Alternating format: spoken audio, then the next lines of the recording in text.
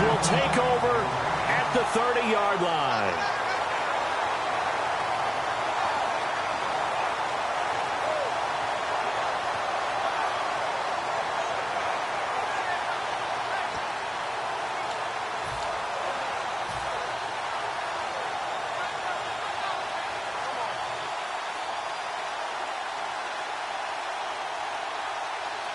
And they'll start this drive with very good field position. After the interception, here's Ryan. Looking for his running back, and he's got him. And he'll take it into the end zone. Touchdown, Atlanta. Tevin Coleman, 29 yards. And the Falcons will add on to their lead. Getting your back involved, what's the importance there in the passing game? Well, oftentimes you can create mismatches because who's going to cover him? And you get him into space, which is where he likes to operate with the ball in his hands. Oftentimes makes people miss, gets that run after the catch, and off he goes. And into the end zone. And it's good, and they have jumped out here to a quick 14-0 first quarter lead. Now after the touchdown, it's Bosher to kick it away. That'll be taken in the end zone. And he'll bring it a few past the 20 to the 23-yard line. And now out comes Minnesota. And following the interception, we'll see what they can put together on this drive. I can hear my old college coach right now. He always used to tell us before every game, the team making the fewest mistakes will win. What they're hoping is that last mistake is their only one of the game. Coaches, that's all they talk about, turnovers, right? Minimizing those and maximizing opportunities. It's a tried-and-true formula, and I don't think it'll change for as long as we play football. If someone's trying to throw the ball and you can put pressure on them and make it tough, that's only going to help your defense. Yeah, he's since being hurried. He got rid of it before taking the hit, but incomplete. On second down, Peterson. And he'll work his way across the 30 to the 32. Brandon, I know you play the fantasy football game, and Adrian Peterson has to be a popular pick for owners. But this year, a tough season for him. A knee injury early limited him to 72 yards total for the season. Yeah, early indeed. Week 2 on that knee injury. So 72 yards, as you said, for the year. Came back admirable, hoping to get him into the playoffs, but didn't look like he was ready to return. One guy I never count out, though, is Adrian Peterson. I expect a monster return in 2017. And he's going to drop this off to his fullback. And he's got the first down as he's up to the 45-yard line. And they pick up a first down, and that came out of the fullback position. But as you and I both know, that doesn't necessarily mean it's a fullback playing in that spot. Well, times have changed, right? The old school fullback doesn't really exist anymore. We're not getting that same player out of college with all the spread offenses, not very many pro style, where you actually have a true fullback. We're having to make do in the NFL and put guys in that spot who emulate it but aren't necessarily that position.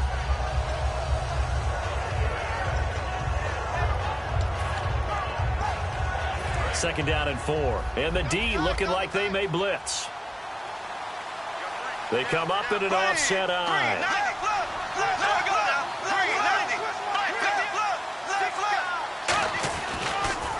Now the Georgia Southern man. This is Jerick McKinnon. And he'll get it inside the 40 to the 39. It's a 10-yard pickup, and it moves the chains. And that run was what a lot of people call an explosive run. Gave them good yardage, solid yardage. They feel good about the whole thing, and they did it behind a 2 tight end set.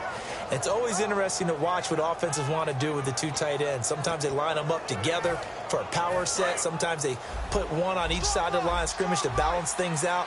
No matter what, though, when you see 2 tight ends on the field, your first thought is to think run. In this case, the offense was able to run successfully.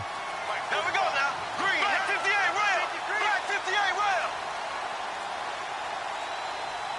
Here we go. Bradford on first down. Quick hitter here, it's complete. Just a yard on the catch there. It'll be 2nd and 9. The goal of a wide receiver screen is get enough blockers in front to create a wall and let him pick his spot to run the football. How about the defense there, swarming to it and not allowing that to happen? Did not let him get downfield. And they're able to get this one past the 30 down to the 25. They give them 13 yards there on the play and a fresh set of downs.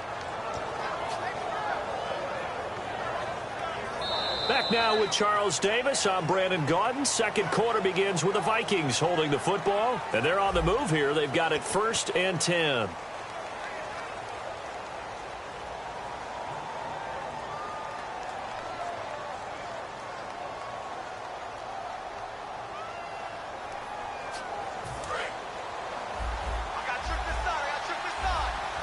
One receiver left, 3 to the right.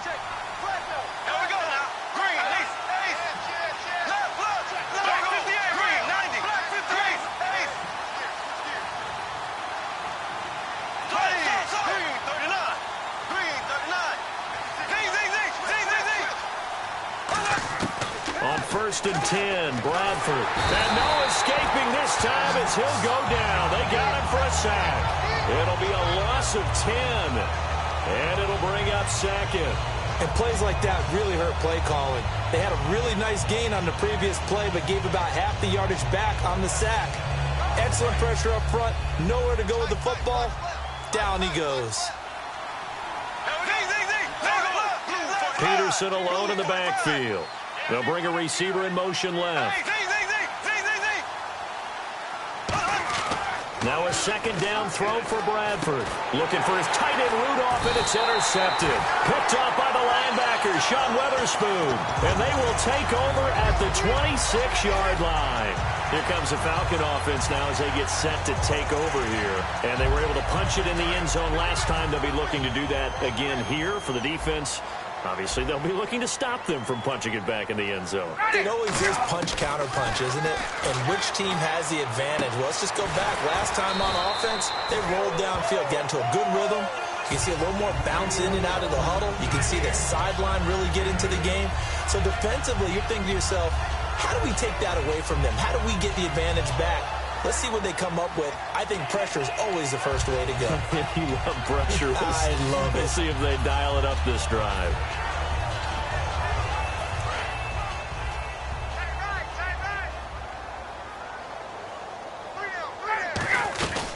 They'll run it now out of the gun.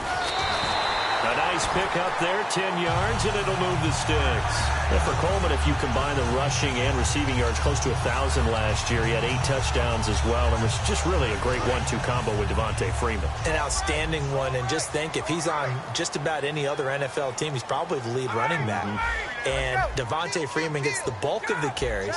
But Coleman, when he does get his hands on the football, he really produces in a big way, speaking of the numbers you just gave. Now a play fake here on 1st down. Now he's going to let it go deep left side. He's got it at the 15. Touchdown, Falcons. Taylor Gabriel, 55 yards. And the Falcons will extend their lead. Good pass, clean catch, and a house call there on the fly route. And not that much room to operate. So that tells you about his acceleration. We always talk about being able to go from 0 to 60 real fast. Took him less time than that to get to top speed and complete that play. That's fielded in the end zone. And last year that would have been a net gain of 5 on the return. This year he stopped where he would have been if he had taken a knee, and that's at the 25. Now the Vikings offense gets set to take over here. And 2 interceptions thrown here in this first half. You hear it, no matter the sport, they say that great athletes, they can kind of have a short-term memory, but that's easier said than done. It is easier said than done, but I played with a guy who threw 2 interceptions in the first quarter of a really big game we were playing. Johnny Unitas? And no, not quite of that level and not of that age. But I was going for the age. I remember looking over at him, and he was smiling. And I thought, what is he smiling about? It's because he had enough confidence in himself that was a fluke. And he went out and played pretty well the rest of the day. A good pickup there. 8 yards on the first down completion.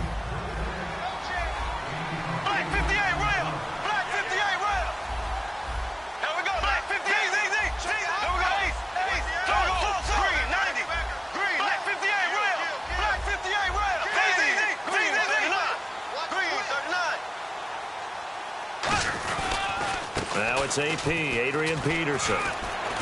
And he's brought down. Give him 11 yards that time and a new set of downs.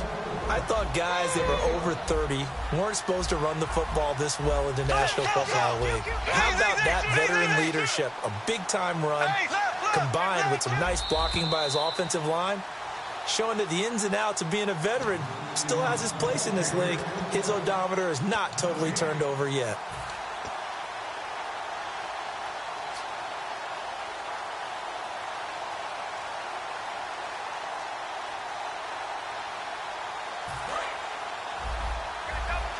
And they're definitely showing blitz here.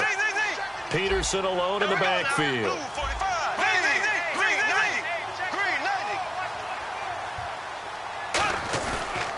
And he'll get it up the middle. And a short gain there down to the 37-yard line. Just a yard on the pickup there, and it'll bring up a 2nd and 9. Now that's the type of play that'll fire up a defense. Hold them to 1 yard on a first down run. It'll be interesting to see if the offense decides to press the run at all, or if they'll abandon it now after gaining only 1 on that play. They pitch it out to Peterson. Trying to turn the corner, but they string him out and stop him at the line of scrimmage. No gain on the play there, so that doesn't help. Now they're looking up at a 3rd and 9 situation.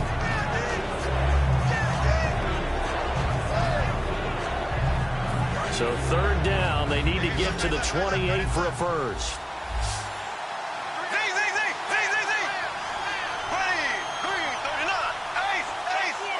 And now a timeout defensively by the Falcons. It's just their first, so they'll have 2 remaining here before we get to halftime.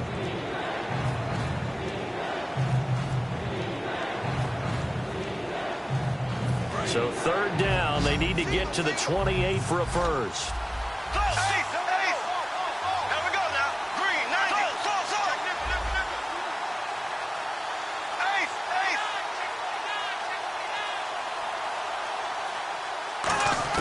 On 3rd down, Bradford. And he's got his man on the out route. And he is out of bounds inside the 30. It goes as a gain of 9, and it moves the chains. In recent years, the slot receivers really gained stature in the NFL because they could do so many things.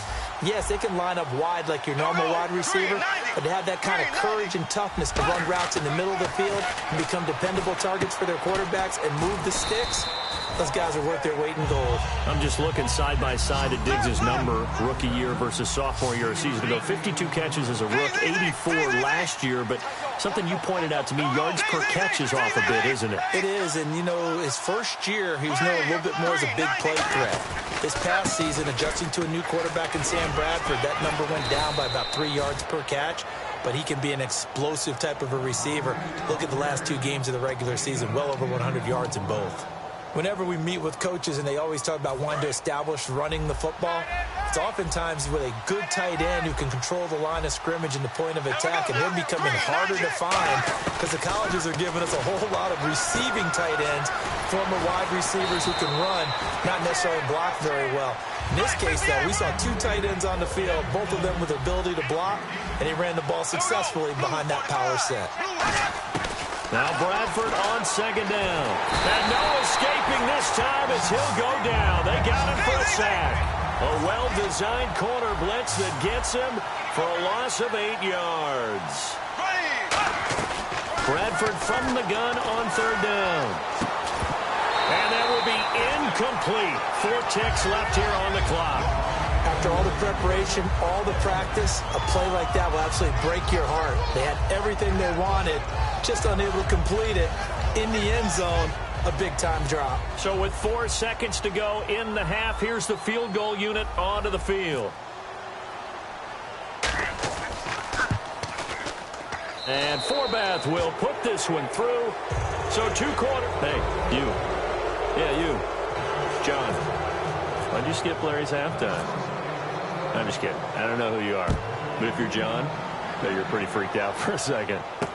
All right, let's get to the 3rd quarter.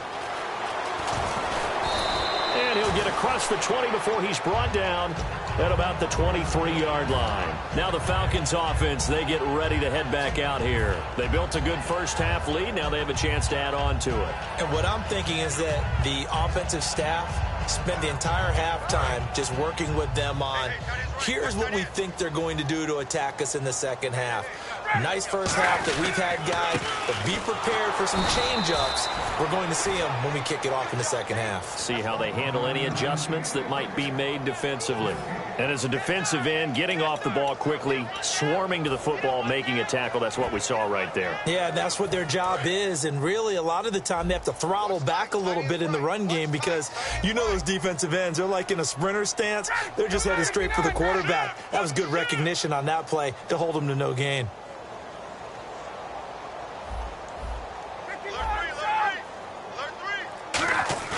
Ryan now off the bootleg.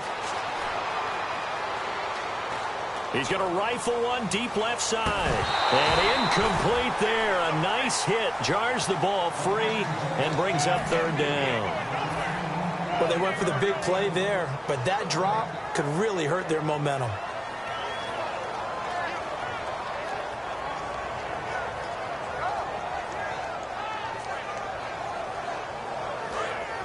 Here comes the D swarming to the line. On third down, Ryan.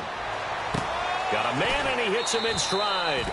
They get only 4 that time as that leads us to a fourth down.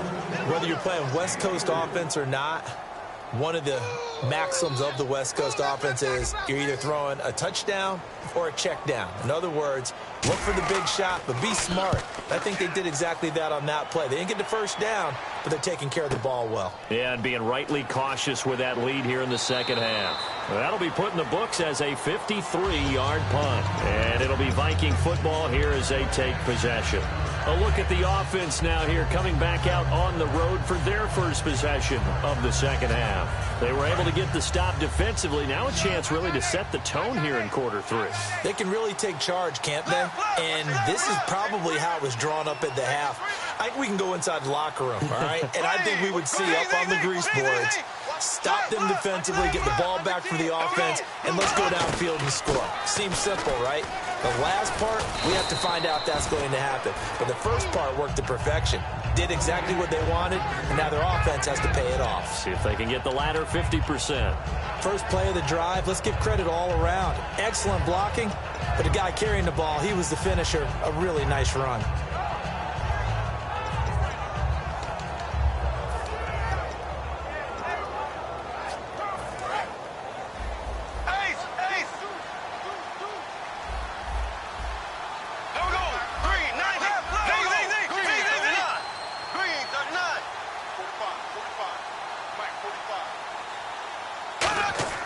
Second down, Bradford. He's got the connection over the middle to Diggs. And he's finally taken down, but not before getting across midfield and across the 45-yard line. And they're going to speed things up here.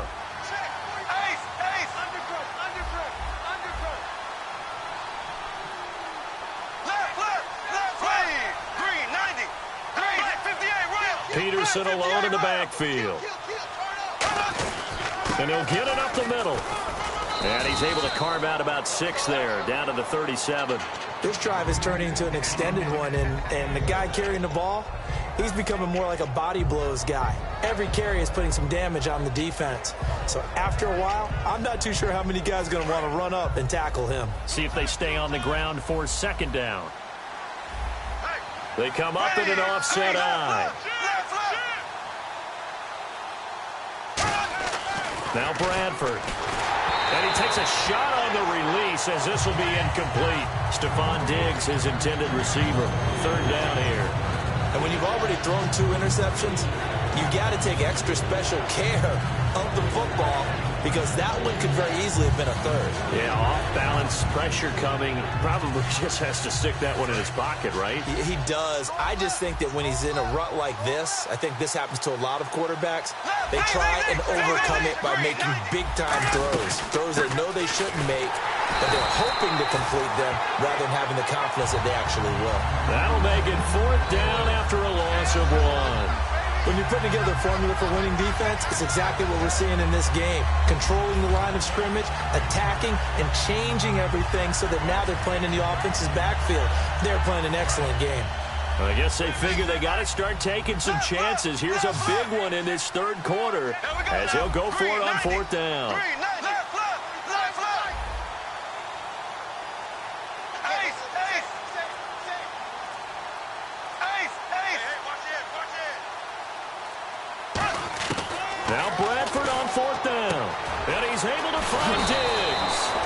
And he's going to get the first down here as he's taken down at the 22.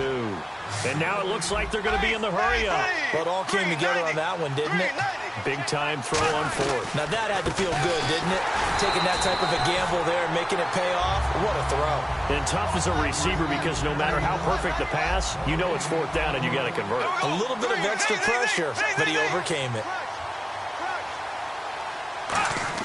Now a second down throw for Bradford. And the hit jarred it loose. It's incomplete. Cordero Patterson, the one he was hoping to get it to. And it's third down. On any passes in the middle of the field, anyone who's going after the football is going to be conscious that it's probably going to be contested, and often physically. Sometimes that leads to drops.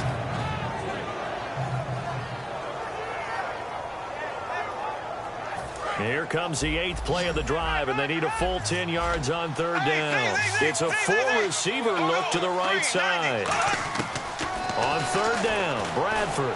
And he's going to be intercepted a third time. A great read, and it's picked off. And a big turnover there as his guys will get the football back. Now the Falcons offense gets ready to head back onto the field. And they're coming off a 3-and-out, my friend. I think they've got to look at that play sheet and go to a spot that they haven't gone before. Time to shake things up a little bit to try and get this offense moving. Okay, so how do you do that? How do you shake things up? You look at what you've called before, realize it hasn't worked Go to so something well, else. and maybe try and find one of those special plays from one of your better players, and maybe try and... Oh, wide open, complete. Touchdown, Falcons. Tevin Coleman, an 80-yard touchdown. And the Falcons will add on to their lead. In order to lead in a game, you're going to get plenty of contributors, but that's his second touchdown catch of this game. He's one of the key guys in this one. And you better believe he'll be looking for the hat trick here as this one continues to go.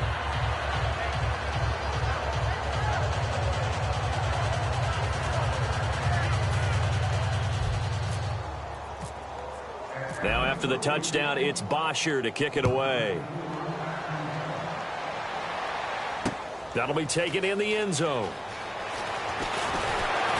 And he'll be brought down at the 23, make it the 24-yard line. And now out comes Minnesota. And with 3 interceptions thrown already, we'll see. Do they rely more on the ground game here? They may have to change things offensively to try and settle things down, not just for the guy throwing the ball, but for the rest of the offensive unit, because his confidence has to be shaken a little bit. And you just wonder, is the backup going to start to warm up a little bit over on the sideline? Going right side here, and that's complete.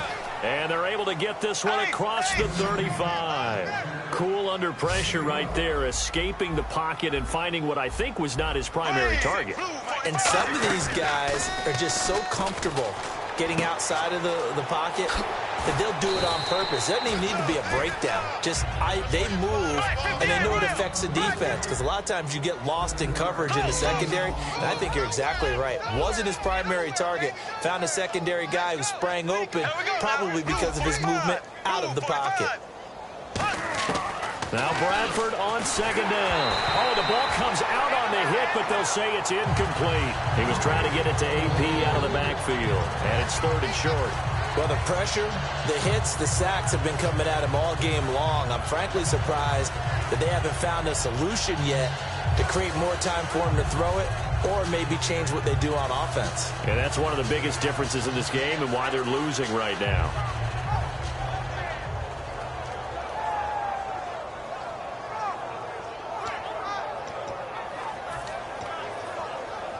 And 3 full yards here for the offense to get on third down.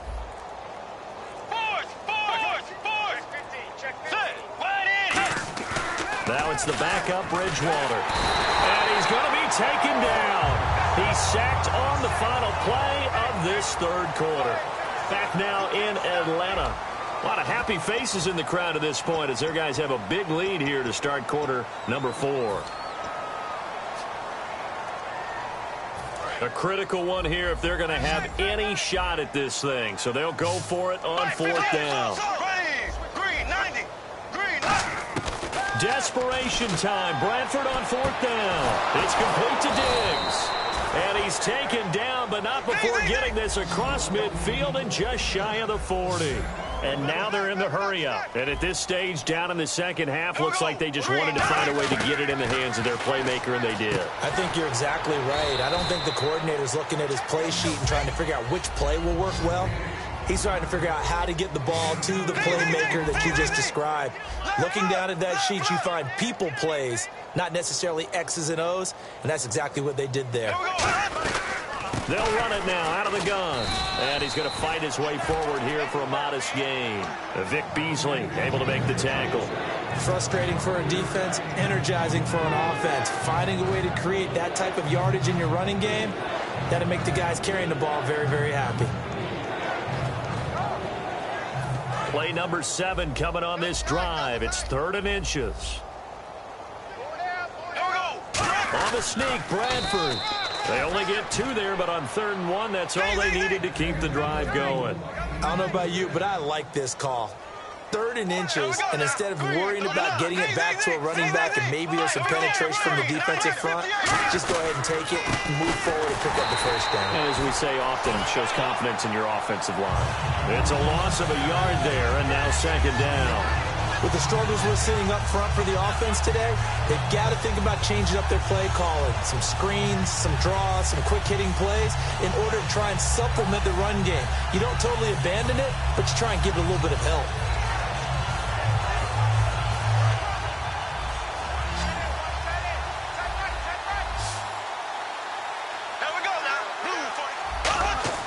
Bradford to throw it this time.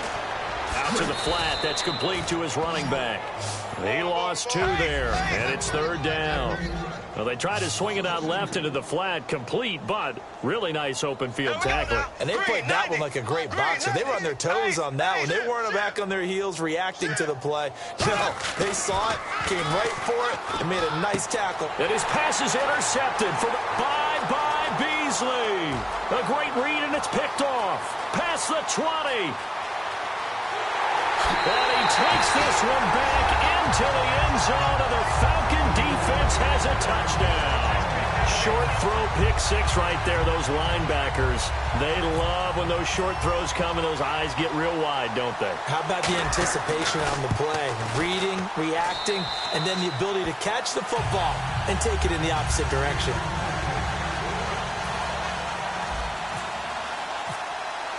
So they'll get another shot on offense following that pick 6. And now the kick is away.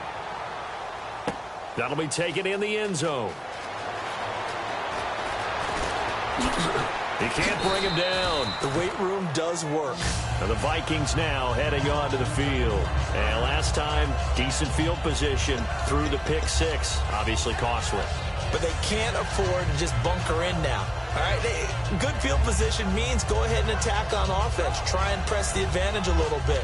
They just have to be better with the football on this possession. So that didn't bother you too much last time? No, because it's exactly what you're supposed to do. You can't have good field position and not try to take advantage of it. Sometimes the defense makes a good play, too. Peterson alone in the backfield. Check. Green, 90. Back to it after the pick 6. Bradford, a hit as he throws there, incomplete. He was looking for Adam Thielen there, and it's 2nd down. The good signal callers would never go back in the huddle and play the blame game because they need those guys to protect him. But on that last one, his offensive line, they lost their leverage very quickly, and that's why they were able to get to him and hit him as he tried to throw the football and force an incompletion. Handoff comes to Peterson. Looking for a cutback lane, but nothing there as he's met at the line of scrimmage. No gain on the play, and it'll bring up a 3rd down. And this defense continues to give them fits. They just can't get really anything going on the ground, can they? I love the theme that you just brought up. This defense has been tough all game long against the run. We just saw another example of it there. And this will probably be the final play before the 2-minute warning. And for the Falcons, 5 men in the secondary, now on 3rd. Bradford from the gun on 3rd down. Now a hit, and the ball comes out. Bradford's lost it. Time for a break. This one, all over but the shouting. We'll finish it after this.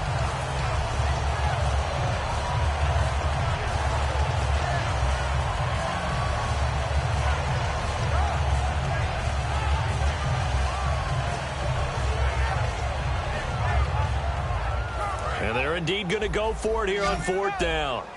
So trailing here in the last quarter. Let's see how this plays out. Here we go now. Green,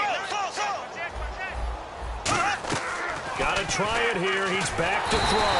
And pressure coming, and they got him once again. They had to go for it with such little time remaining. Who else? He's in there for his 4th sack of the afternoon. Really nice starting field position here for the offensive unit.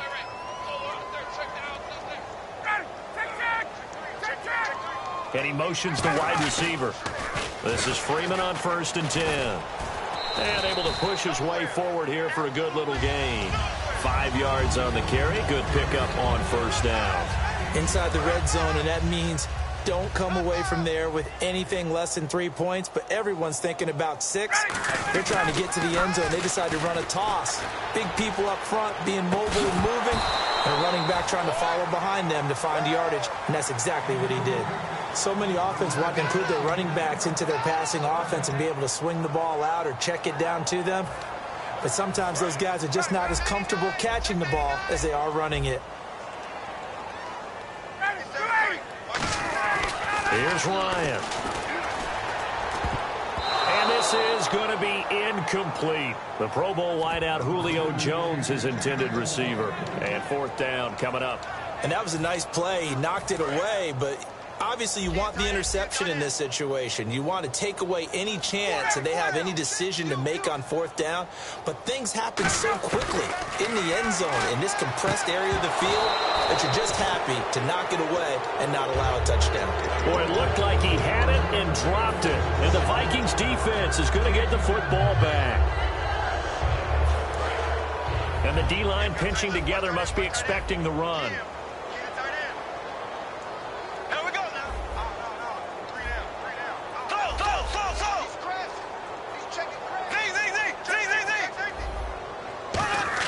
On 1st and 10, Bradford.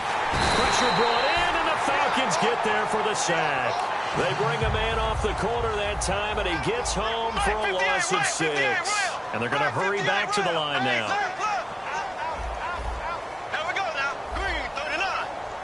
Halfback sent in motion.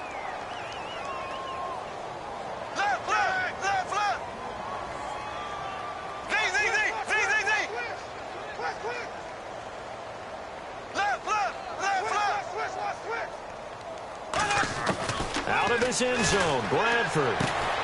And now here's another interception. Picked off by Robert Alford. And they're going to take over right there at the 22-yard line. And the Falcons now making their way back out onto the field. They take over with great field position. They've got the big lead. Most would say they should kneel it, but the key word there is should. You never know here. You never know. That's the exact play that should happen. But some people like stats. You know, some people like to put more things up on the board, but kneel down is usually the right play here. We'll see what they do in this situation. And the offense moving quickly to the line. I'm going to show my age here a little bit. We used to talk about running backs catching the ball as safety valves. Nowadays, they're a big part of the passing offense. Quit acting like you're so old. You're only 65. And a good quarterback facing zone coverage. If he has just a little bit of time to survey the scene, that's what's going to happen. No doubt about it. And now Ryan not happy about either their formation or the play call. Whatever the case, he's going to call a timeout. It's just their first. They've got 2 more to use here in the final stages. Tight end to the right, boy. Tight end to the right. Move. Ready. Oh, look at this. Ryan's going to throw it. And give him another 6. It's caught for a touchdown, and the blowout continues. So a little icing on the cake there before the clock hits all zeros. What a way to finish things off. Exactly what you want. Not much time, and a touchdown to put things away.